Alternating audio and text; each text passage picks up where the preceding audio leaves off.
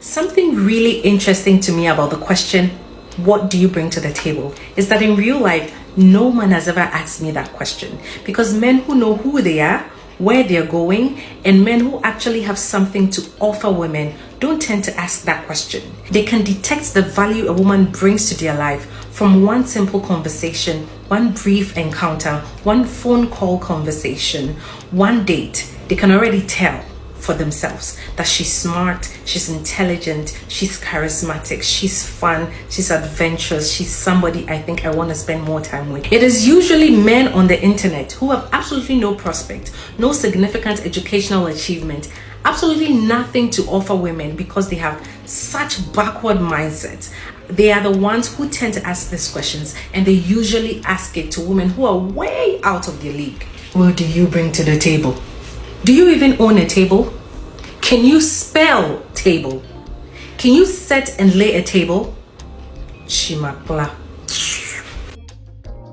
Don't know how long she's been in America, but she surely mastered the black girl magic routine. Shout out to our brother Samuel from Ghana. He sent this video to me. Samuel, he lives in his home country. His mother and father, they're still in Ghana, still married, and they're the ones who showed him traditional roles between the man and the woman. He said his mom would cook and clean and wash clothes, while his dad, he was responsible for mowing the grass, watering the plants, washing and maintaining the cars. Personally, I love it. Well-defined roles, and I can't see any other way that it could be. Samuel also told me that his mother, she is a medical doctor, and she never used her job or education as an excuse to get away from her wifely duties. But you have women out west, even the ones that came from out east, and they're over here in America now like this one right here.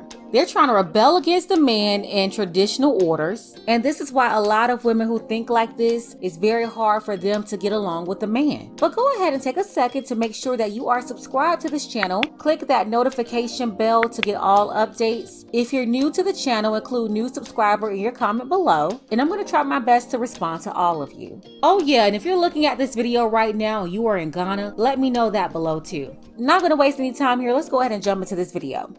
Something really interesting to me about the question, what do you bring to the table, is that in real life, no man has ever asked me that question. Ma'am, let's be honest. You never heard that because no one is seriously pursuing you for anything. As soon as you open your mouth and you start talking, you immediately disqualify yourself. The few that can stomach you, they'll stick around long enough to have relations. And after that, they toss you off because you're annoying. Let's see here. She's a feminist. She fights against patriarchy, and she's pursuing a PhD in nothing. Just a way for her to get to a certain level of education, being condescending and believing that she knows more because she has a PhD. For the ladies out there with degrees, it is not the degree itself that turns the guys away from you. It's the way that too many of you start acting once you get it. So stop thinking that I'm talking down on people with an education. I have degrees too, but y'all have to stop running around thinking that the degree makes you better than your man, or that the degree makes you equal to a man. That's not true. Women and men are not equal. Because men who know who they are, where they're going, and men who actually have something to offer women don't tend to ask that question. You're not sick. I see what you just tried to do there. She said men who know who they are, where they're going, and have resources to offer women, they don't ask that question. They want quality men to not have standards. And if they can get all the quality men to eliminate their standards and prerequisites, then they don't have to prove that they're even worthy or qualified to sit at his table. See, this woman right here, she brings absolutely nothing to the table. Like in this video, you see the question up there? What do you bring to the table? Her caption? This.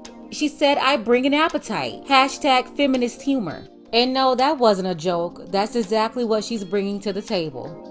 They can detect the value a woman brings to their life from one simple conversation, one brief encounter, one phone call conversation, one date. They can already tell.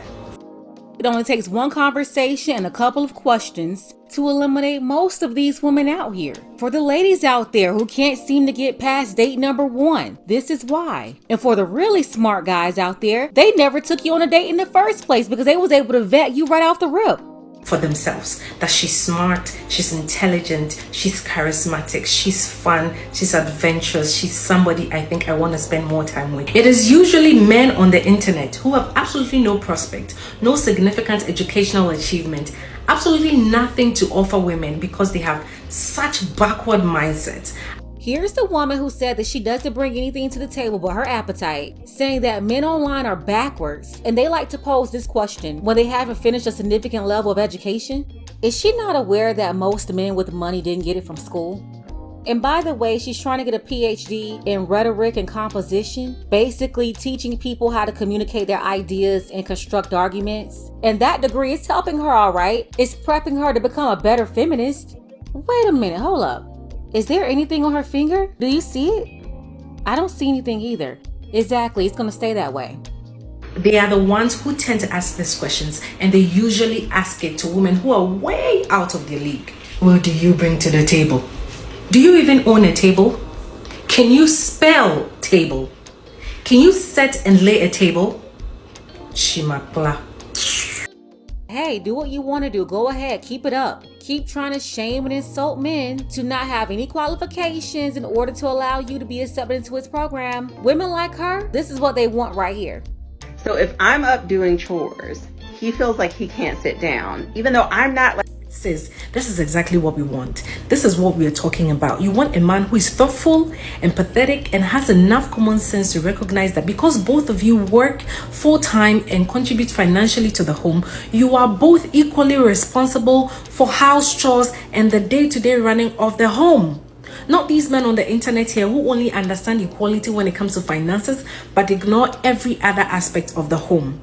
Sis, your expectations are not too high or unrealistic. Quality men don't like to see their women suffer, like this man.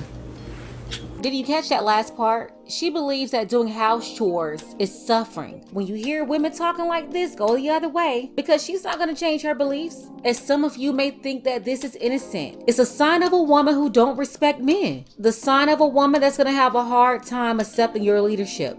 As soon as they get a degree or any kind of job, they truly believe it's no longer their responsibility, or they start believing they're a partner. And then we wonder why the divorce rate is higher. We wonder why marriage rates are low. We wonder why it's difficult for men and women to have simple conversations with each other.